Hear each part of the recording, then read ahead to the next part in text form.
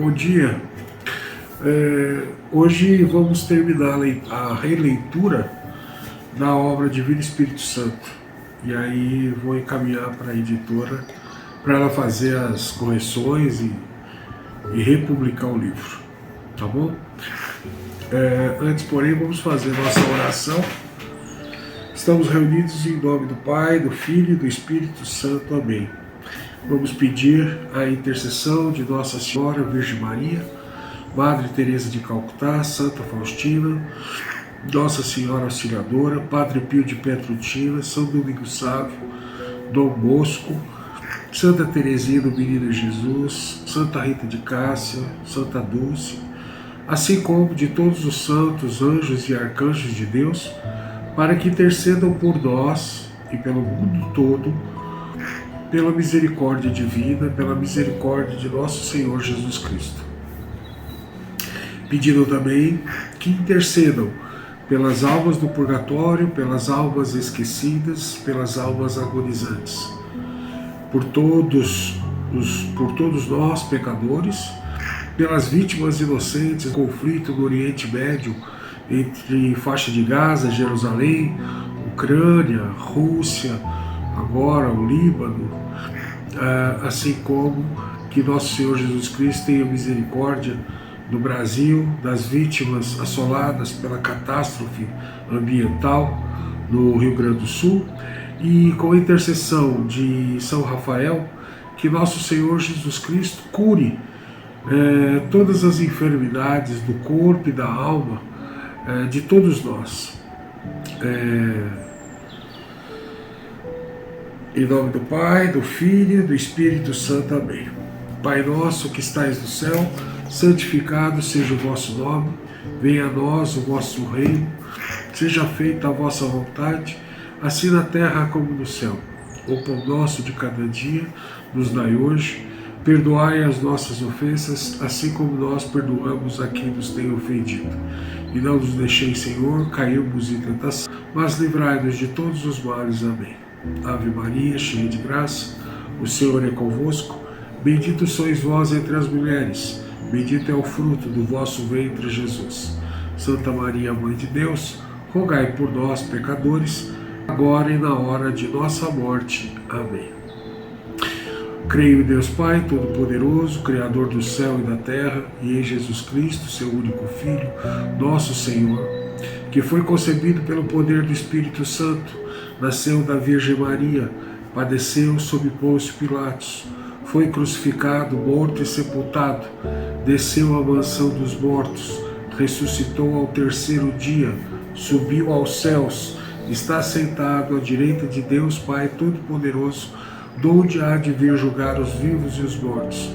Creio no Espírito Santo, na Santa Igreja Católica, na comunhão dos santos, na remissão dos pecados, na ressurreição da carne, na vida eterna. Amém. Bom, então vamos lá retomar a leitura. Acredito que hoje nós terminemos essa releitura. Capítulo 9. Presença espiritual. Como reconhecer o Espírito Santo. Página 148. A busca por indícios e provas da presença do Espírito Santo na vida dos indivíduos é uma preocupação tanto para os céticos quanto para os cristãos. Abordamos aqui alguns dos sinais mais comumente citados que sugerem a presença e a atuação do Espírito Santo. Transformação pessoal. Uma das provas mais convincentes da presença do Espírito Santo é a transformação pessoal. Isso pode incluir mudanças significativas no caráter, comportamento e prioridades de vida, muitas vezes acompanhadas por uma nova paz e alegria. Dons espirituais. A manifestação de dons espirituais, como falar em línguas, profecia, cura e outros, é frequentemente citada como uma prova tangível da presença do Espírito Santo. Esses dons são descritos nas Escrituras e têm sido observados ao longo da história da Igreja. Frutos do Espírito. O apóstolo Paulo lista os frutos do Espírito em Gálatas capítulo 5, versículos 22 e 23, como amor, alegria, paz, paciência, bondade, benignidade, fé, mansidão e temperança. A presença desses frutos na vida de um indivíduo é considerada um forte indício da presença do Espírito Santo. Testemunho interno. O testemunho do Espírito é uma convicção interna de que se é filho de Deus, muitas vezes acompanhada por um sentimento de paz e segurança.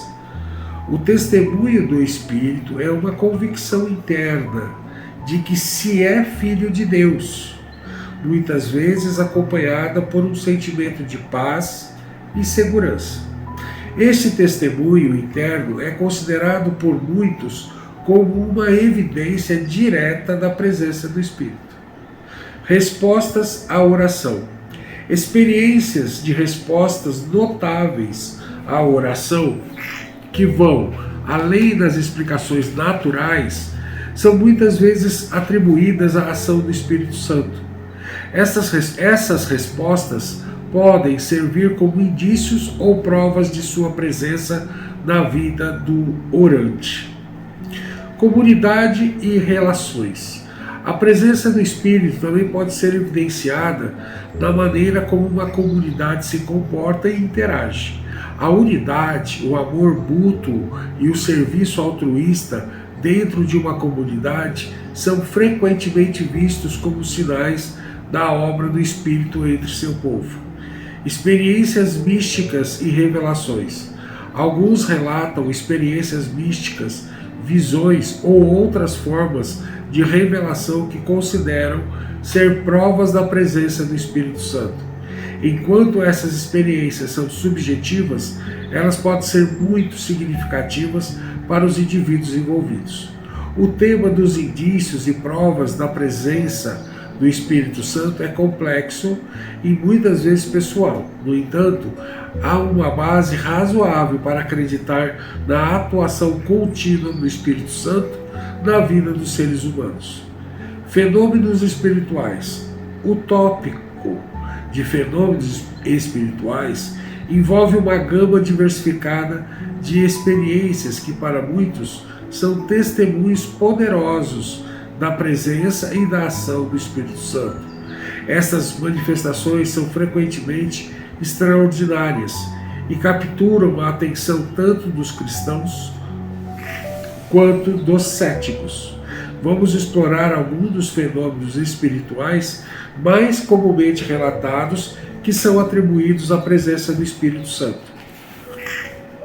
Glossolalia e interpretação de línguas. O fenômeno de falar em línguas, conhecido como glossolalia, talvez um dos fenômenos espirituais mais discutidos e controversos. Este dom envolve falar em uma língua desconhecida para o falante, frequentemente durante um estado de êxtase espiritual. Em alguns casos, a interpretação dessas línguas também é considerada um dom do Espírito. Profecia e palavra de conhecimento.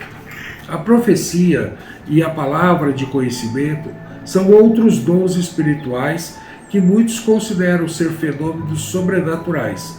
Esses dons envolvem receber e transmitir mensagens divinas que podem oferecer orientação, conforto ou advertência para indivíduos ou comunidades.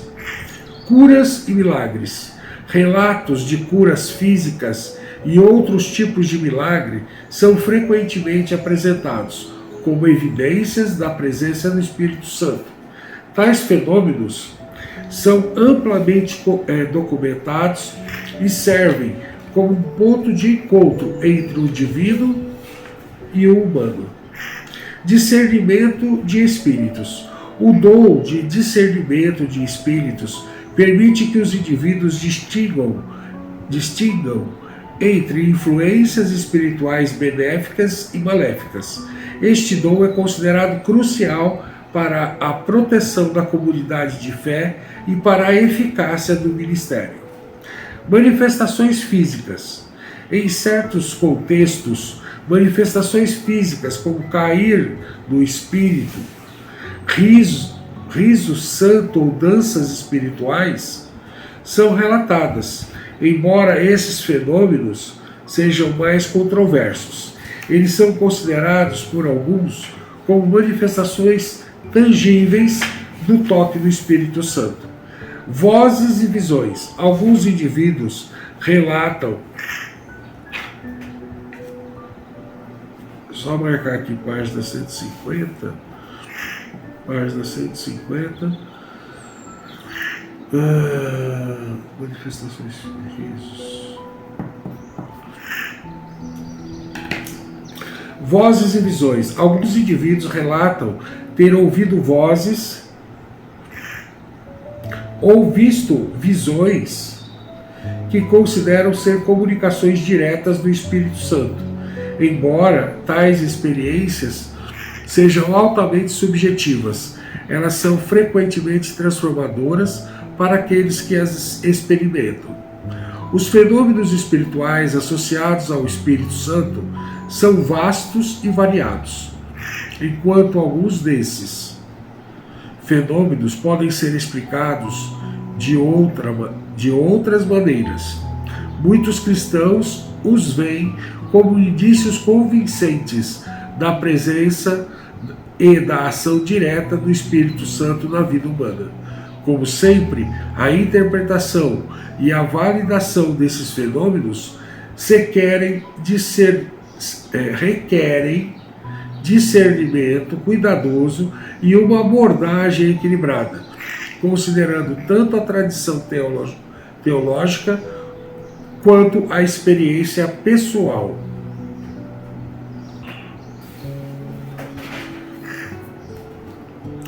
Evidências na vida cotidiana. Para muitas pessoas, a presença do Espírito Santo não é apenas uma questão de fenômenos extraordinários ou dons espirituais. Ela também se manifesta de formas sutis, mas significativas na vida cotidiana. Estas evidências diárias são consideradas por muitos como testemunhos autênticos da atividade e presença do Espírito Santo. Vamos considerar algumas dessas manifestações. Direção e orientação. Muitas pessoas relatam um senso claro de direção ou orientação em decisões diárias, grandes ou pequenas, como se fossem guiadas por uma força além de si mesmas. Este sentimento de orientação é muitas vezes atribuído à liderança do Espírito Santo. Paz e confiança. Outro indicativo comum da presença do Espírito Santo é uma sensação subjacente de paz e confiança, mesmo em meio a circunstâncias desafiadoras ou estressantes. Esta paz muitas vezes supera o entendimento humano e serve como conforto e um guia. Convicção e arrependimento. A convicção de pecado e o subsequente arrependimento são para muitos sinais claros da obra do Espírito Santo. Essa convicção não é sentida como condenação, mas como um chamado amoroso para uma vida mais elevada. Empatia e compaixão.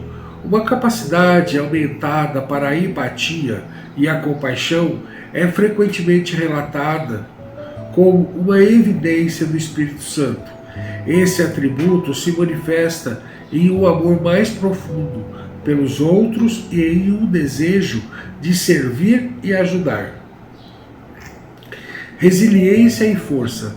A habilidade de passar por adversidades com uma atitude positiva e resiliente é outra maneira pela qual algumas pessoas identificam a presença do Espírito em sua vida. A força para enfrentar desafios e sofrimentos muitas vezes é atribuída ao apoio e ao poder do Espírito Santo. Sincronicidades e coincidências. Alguns indivíduos notam uma série de coincidências ou sincronicidades que consideram serem mais do que mera casualidade. Para essas pessoas, tais eventos são vistos como pequenos, mas significativos sinais da presença e da orientação do Espírito Santo. Alegria e gratidão. O sentido profundo de alegria e uma atitude de gratidão, independentemente das circunstâncias, também são vistos como marcas da presença do Espírito. Esses sentimentos frequentemente emanam de uma conexão mais profunda com o divino. Embora essas evidências da vida cotidiana possam parecer comuns ou mundanas, elas são profundamente significativas para aqueles que as experimentam. Para muitos, essas manifestações cotidianas servem como lembretes constantes da realidade e da proximidade do Espírito Santo. Capítulo 10. Entre crença e crítica, o debate sobre o Espírito Santo.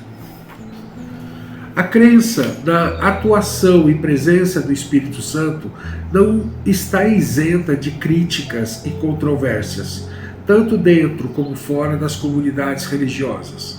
Estas críticas variam desde questões teológicas até preocupações sobre práticas e experiências que são consideradas manifestações do Espírito.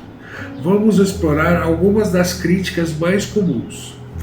A questão da autenticidade. Uma crítica recorrente é a questão da autenticidade das manifestações atribuídas ao Espírito Santo. Críticos argumentam que muitas dessas experiências podem ser explicadas psicologicamente ou até mesmo manipuladas. Por exemplo, fenômenos como glossolalia poderiam ser produzidos artificialmente sem qualquer intervenção divina.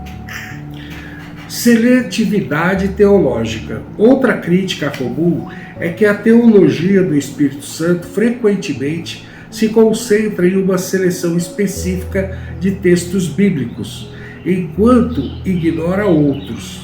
Isso pode levar a uma compreensão incompleta ou enviesada da doutrina do Espírito Santo dentro da teologia cristã como um todo. Aí, o Espírito e a prosperidade. A associação do Espírito Santo com a teologia da prosperidade também é uma área de controvérsia significativa. Críticos argumentam que essa visão reduz o Espírito Santo a um mero facilitador de bênçãos materiais, distorcendo assim a verdadeira essência e propósito do Espírito. Desigualdade de gênero e dons espirituais. A questão de quem pode ou não pode receber certos dons do Espírito Santo, especialmente em relação ao gênero, é uma área de debate e controvérsia. Por exemplo, em algumas tradições, as mulheres são desencorajadas ou até mesmo proibidas de exercer dons como o ensino ou a liderança. Abusos e extremismos.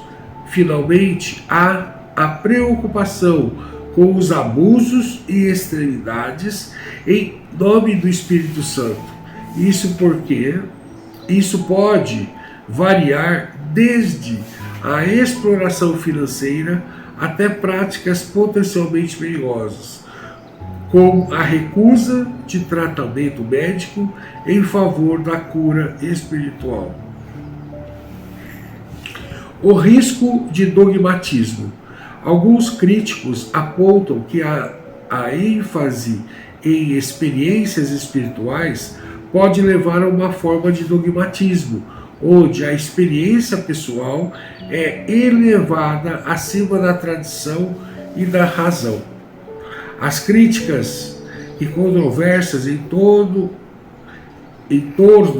da crença e da experiência do Espírito Santo são complexas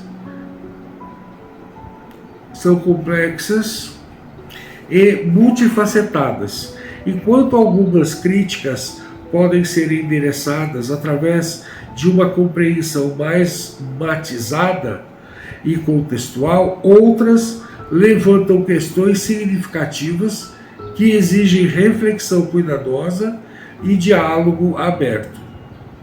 Essas questões não apenas desafiam os cristãos a aprofundar sua compreensão do Espírito Santo, mas também servem como um convite à autenticidade e ao discernimento da vida de fé. Diferentes perspectivas teológicas. O conceito e o papel do Espírito Santo variam significativamente entre as diferentes tradições e perspectivas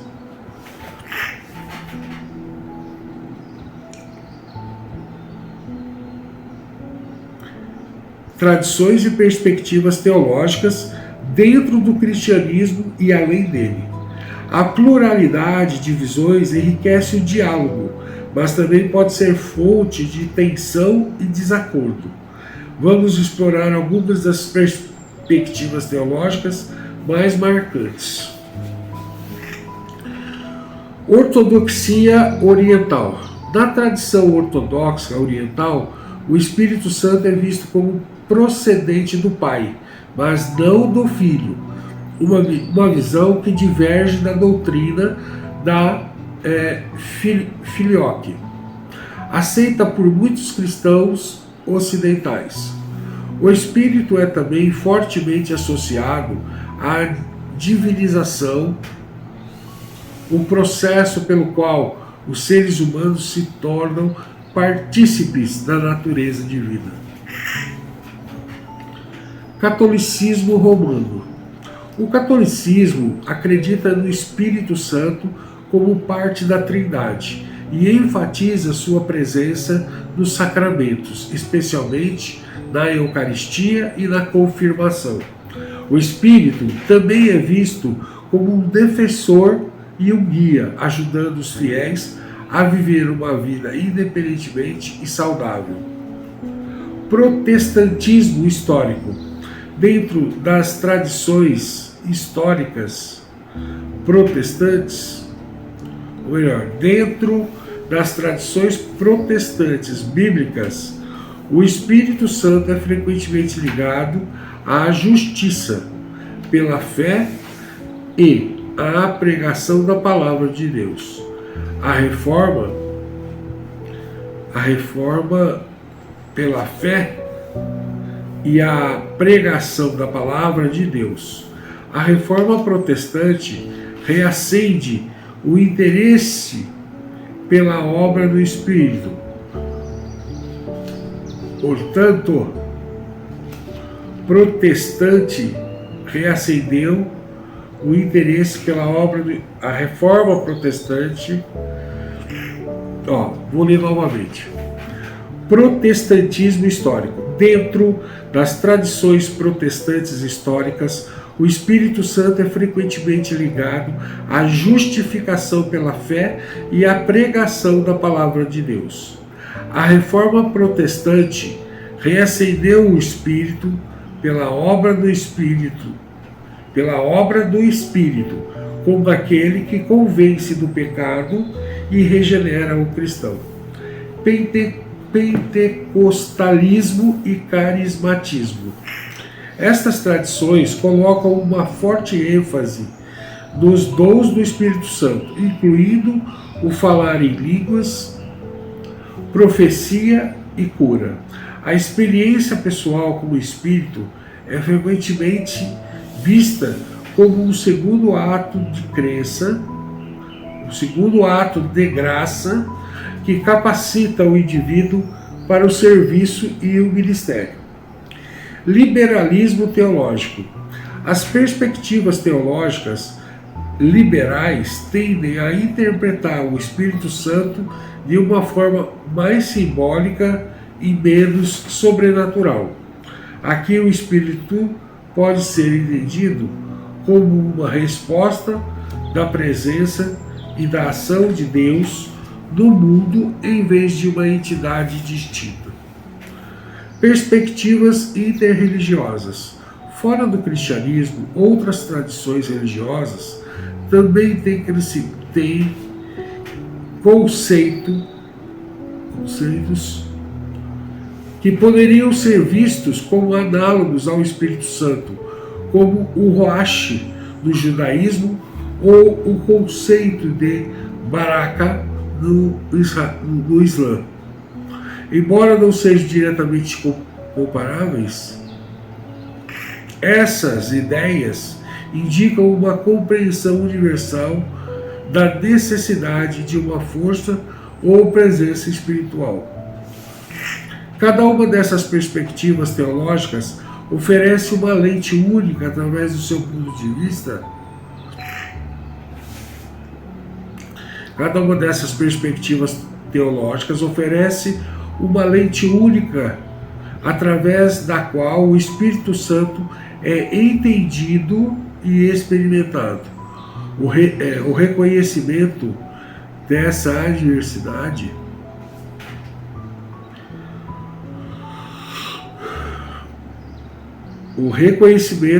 diversidade pode ser tanto um desafio quanto uma oportunidade para aprofundar o entendimento sobre o Espírito Santo e sua multifacetada presença e atuação no mundo e na vida dos fiéis.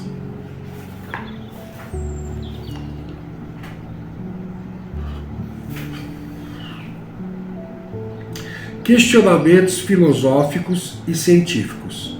O entendimento do Espírito Santo não está confinado apenas às esferas religiosas e teológica.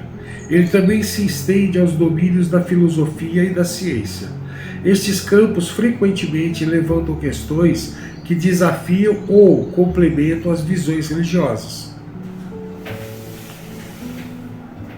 Estes campos frequentemente levantam questões que desafiam ou complementam as visões religiosas. Vamos examinar alguns dos questionamentos mais significativos. Dualismo mente-corpo. A noção de um espírito que atua na vida humana evoca questões sobre a relação entre mente e corpo, um tópico profundamente explorado na filosofia da mente. Se o Espírito Santo pode influenciar nossas ações ou nosso estado mental para que a natureza dessa interpretação,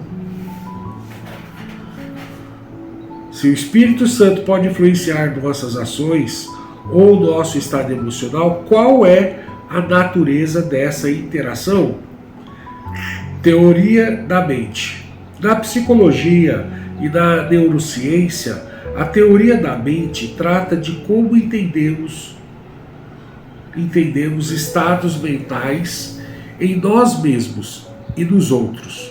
Se afirmamos que o Espírito Santo pode conhecer nossos pensamentos e intenções, e isso levanta questões sobre consciência, autoconhecimento e agência. Ciência e milagres. As alegações de manifestações sobrenaturais dos Espíritos Santos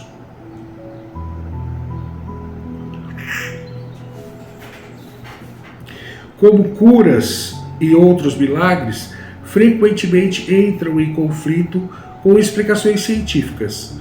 O método científico requer evidências empíricas, algo geralmente ausente em relatos de milagres ou fenômenos espirituais. Ética e moralidade. O Espírito Santo é frequentemente associado à convicção de que pesado e a orientação moral. O Espírito Santo é frequentemente associado à convicção de pecado e à a orientação moral. Isso evoca debates filosóficos sobre a origem da mortalidade, seja ela divina, social ou biológica. Determinismo e livre-arbítrio. A crença em um Espírito Santo que pode influenciar a vontade humana levanta questões sobre o livre-arbítrio. Isto está em diálogo com teorias filosóficas e outras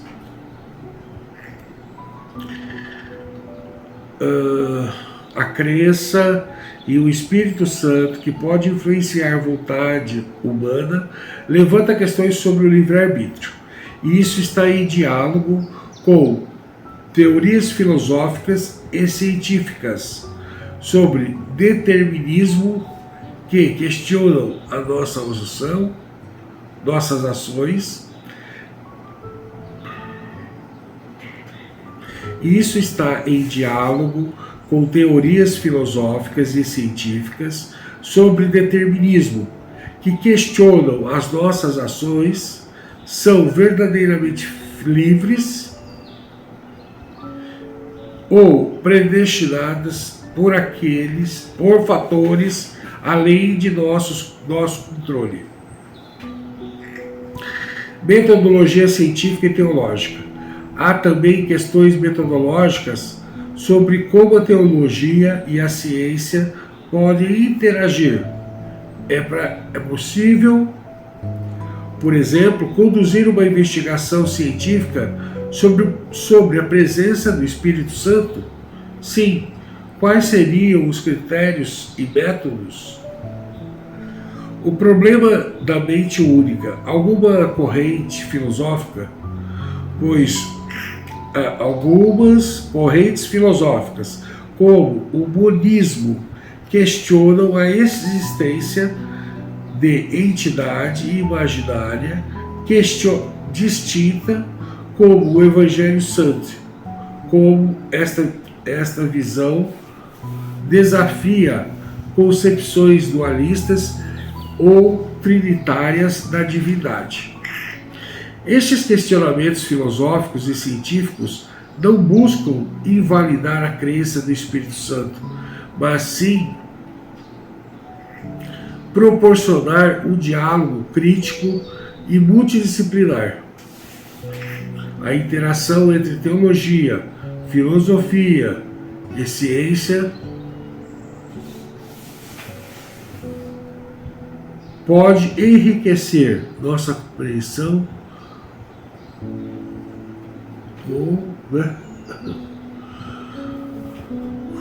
Estes questionamentos filosóficos e científicos não buscam invalidar a crença no Espírito Santo, mas sim proporcionar um diálogo crítico e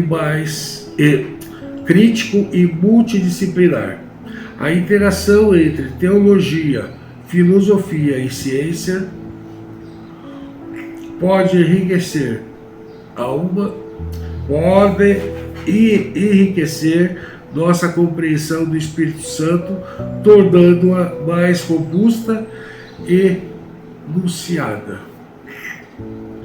Unidade na diversidade. Um dos desafios constantes na vida da Igreja é manter a unidade em meio à diversidade.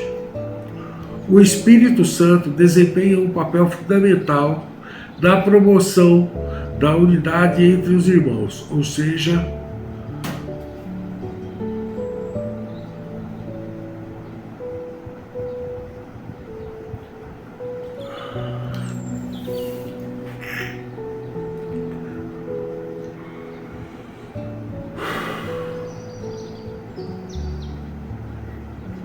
unidade na diversidade. Um dos desafios constantes na vida da Igreja é manter a unidade em meio à diversidade. O Espírito Santo desempenha um papel fundamental na promoção da unidade entre os cristãos, apesar das diferenças culturais, étnicas e teológicas. A diversidade na Igreja é um reflexo da riqueza da obra do Espírito Santo. A Bíblia nos ensina que a igreja é composta por pessoas de todas as nações, tribos,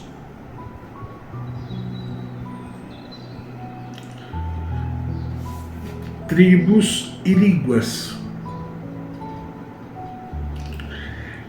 Essa diversidade é uma expressão do plano de Deus para a salvação universal, onde todas as pessoas são convidadas a fazer parte da família de Cristo. O Espírito Santo é aquele que unifica a igreja em meio à diversidade. Em 1 Coríntios 12 e 13, Paulo escreve: pois todos nós fomos batizados em um só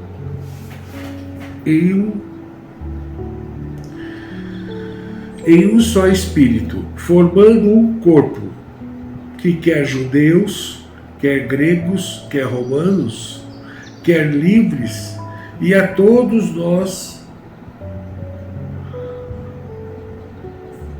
foi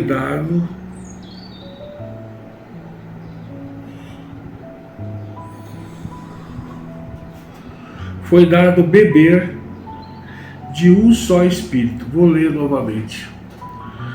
Pois todos nós fomos batizados em um só Espírito, formando um corpo, quer judeus, quer gregos, quer escravos, quer livres, e a todos nós foi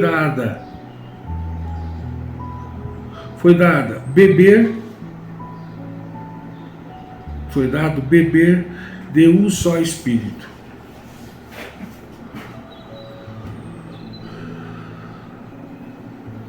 Essa unidade no Espírito transcende barreiras culturais e sociais. Além disso, o Espírito Santo concede dons espirituais diversos à sua igreja.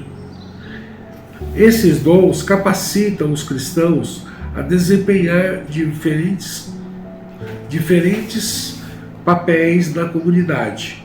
No entanto, os dons não são concedidos para criar diversão, mas para promover a unidade.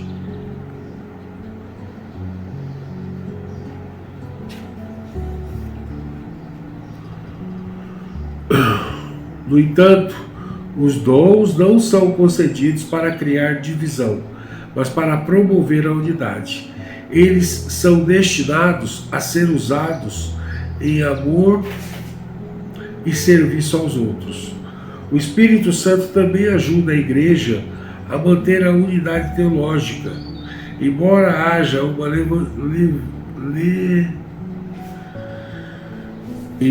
haja uma diversidade de crenças e práticas da igreja, o Espírito Santo é aquele que se une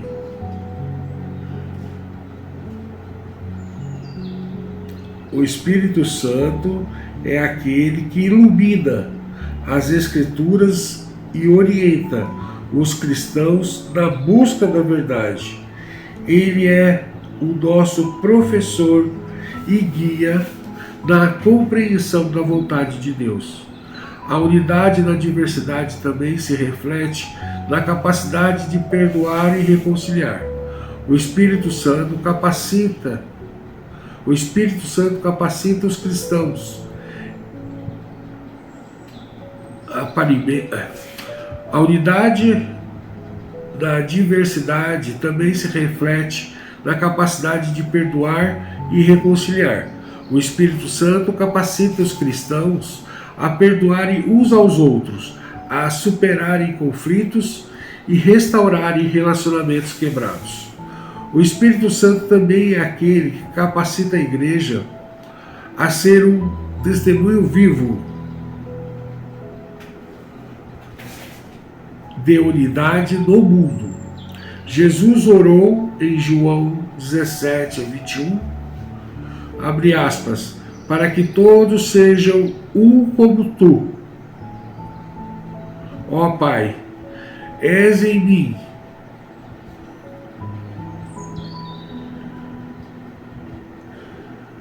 e eu em ti, para que também eles sejam um em nós, para que o mundo creia que tu me enviaste. A unidade da igreja é um testemunho do poder do Evangelho. Portanto, o Espírito Santo promove a unidade na diversidade em unificação, capacitação para os... aqui fala, né? Portanto, o Espírito Santo promove a universidade. Portanto, o Espírito Santo promove a unidade na diversidade, unificação, capacitação para o serviço, orientação teológica, perdão e testemunho no mundo. A igreja é chamada a ser um exemplo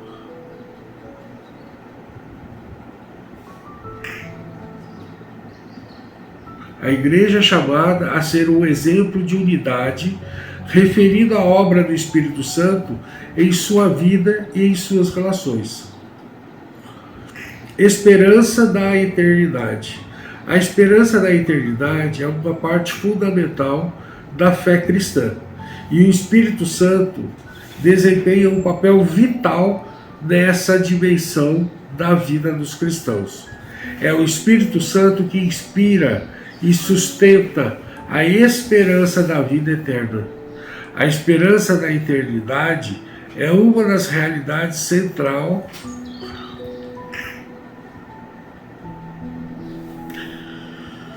A esperança da eternidade é uma parte fundamental da fé cristã, e o Espírito Santo desempenha um papel vital nessa dimensão da vida do cristão.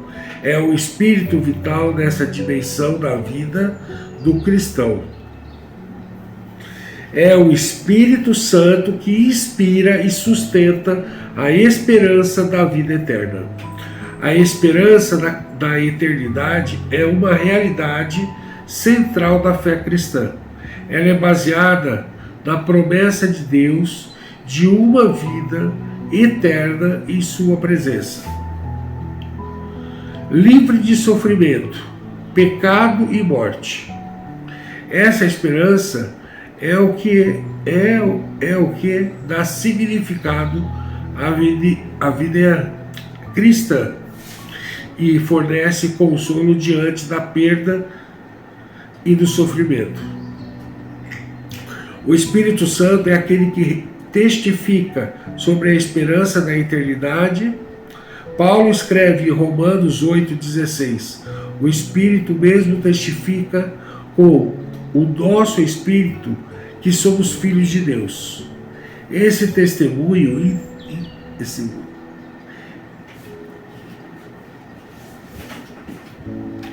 o Espírito Santo é aquele que testifica sobre a esperança da eternidade. Paulo escreve em Romanos 8,16: o Espírito mesmo testifica com o nosso Espírito que somos filhos de Deus.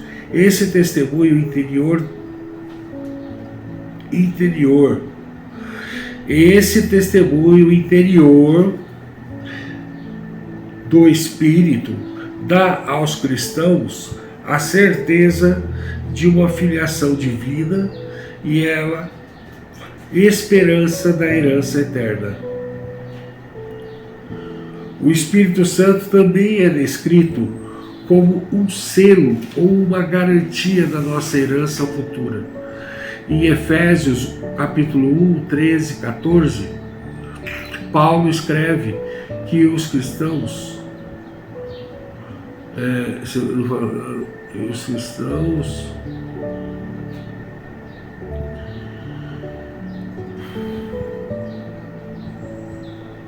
abre aspas, foram selados com o Espírito Santo da promessa, que é o penhor da nossa herança, caso seja, foram selados com o Espírito Santo da promessa, que é o Senhor da nossa vida, que é Senhor da nossa herança, até a redenção da possessão adquirida para louvar da sua presença. Além disso, o Espírito Santo ajuda os cristãos a viverem com a perspectiva da eternidade. Ele os lembra de que essa vida terrena é temporária e que o que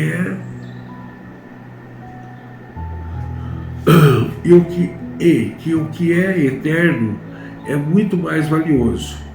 Isso ajuda os cristãos a enfrentar desafios e dificuldades com coragem e fé, sabendo que sabendo que há uma esperança que transcende as circunstâncias. O Espírito Santo também é aquele que conforta os cristãos em face da morte. Ele oferece consolo e paz. Consolo e paz. Na escala de hoje,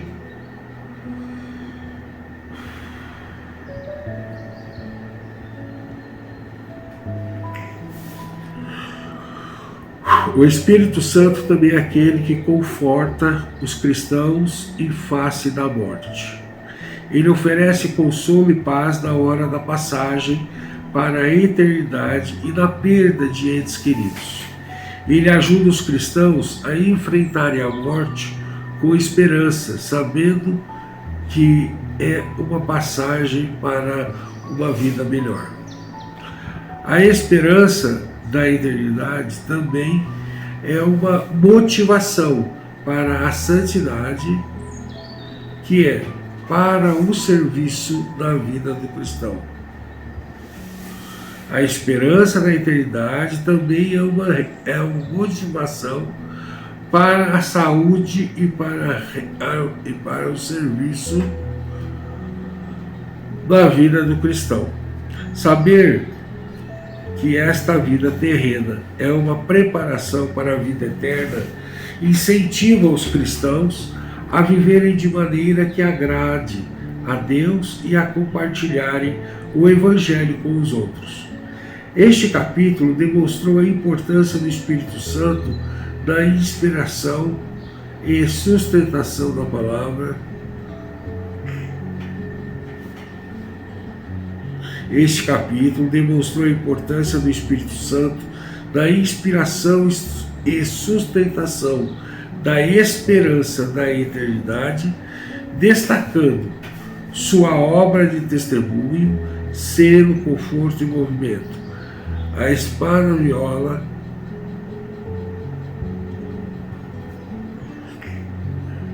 Este capítulo demonstrou a importância do Espírito Santo da inspiração e sustentação da esperança da eternidade, destacando sua obra e testemunho, selo, conforto e motivação.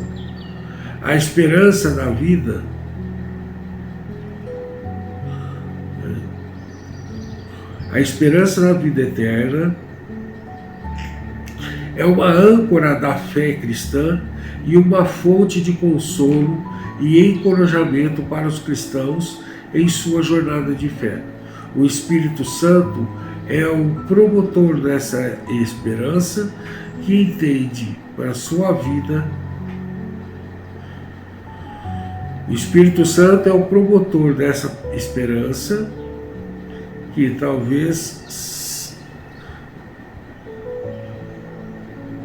o Espírito Santo é promotor dessa esperança que transcende esta vida e nos leva à eternidade.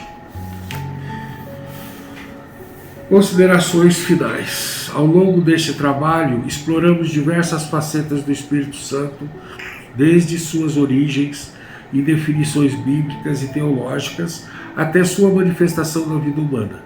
Investigamos a variedade de perspectivas teológicas existentes e mergulhamos nos testemunhos pessoais e históricos que buscam evidenciar a ação do Espírito Santo.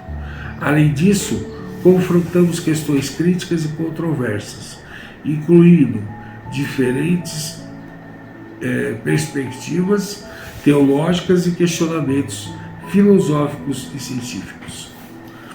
Esta análise multifacetada revela o Espírito Santo como uma entidade complexa e profundamente enraizada, não apenas na teologia cristã, mas também na experiência humana em geral.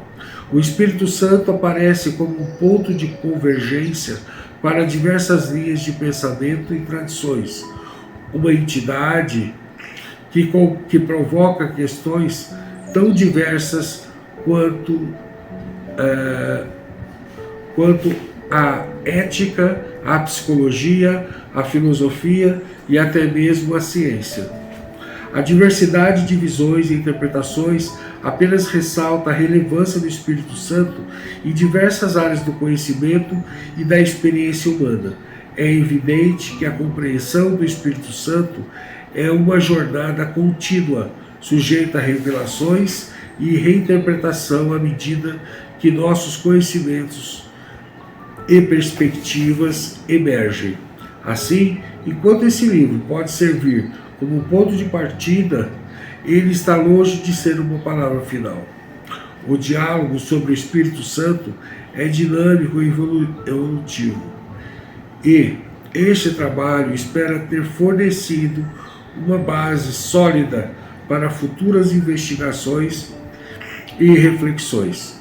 Nesse sentido, o estudo do Espírito Santo torna-se não apenas uma exploração teológica ou doutrinal, mas também um esforço para aqueles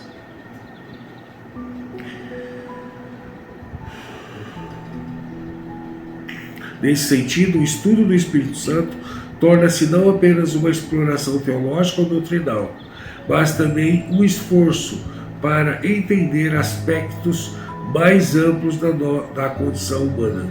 Afinal, qualquer discussão sobre o Espírito Santo inevitavelmente toca em questões de fé, moral, experiência e existência, temas que são eternamente realizados e incomparavelmente humanos.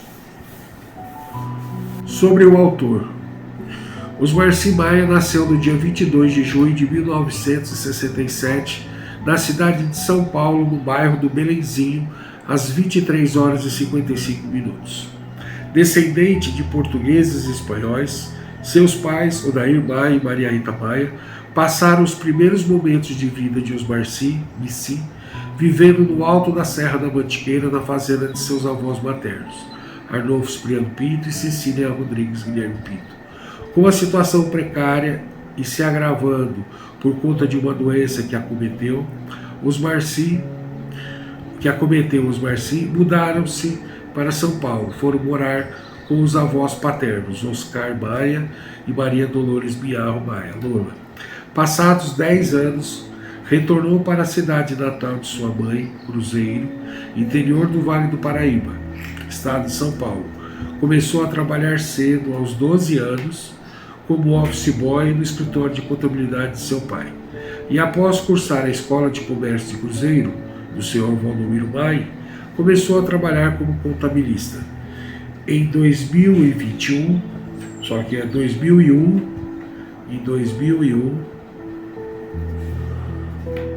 sobre o autor.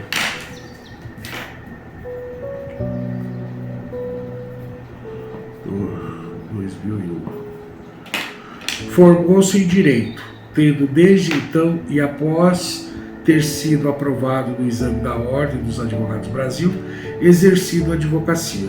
Se casou com Adriana Coutinho de Souza em 1983, com quem teve 2 filhas, Ana Paula de Souza Maia e Ana Beatriz de Souza Maia, divorciando-se após 32 anos de matrimônio em 9 de maio de 2019. Osmar C. Maia, a partir de 2021, tornou-se sócio-membro do maior clube de viagens em cruzeiros marítimos por assinatura do mundo. Em 2022, criou a empresa BC Group, cursos, produtos, serviços e consultorias, e atualmente continua exercendo a advocacia na comarca de Cruzeiro. Referências. Bom, as referências eu nem vou ler. É isso. E terminamos. Ufa! Terminamos a releitura da obra. Divino Espírito Santo, nunca estamos sozinhos. Espero que você tenha gostado e que Deus abençoe, fique com Deus. Um forte abraço. Beijo no coração. Estivemos reunidos então em nome do Pai, do Filho e do Espírito Santo também. Tchau, tchau.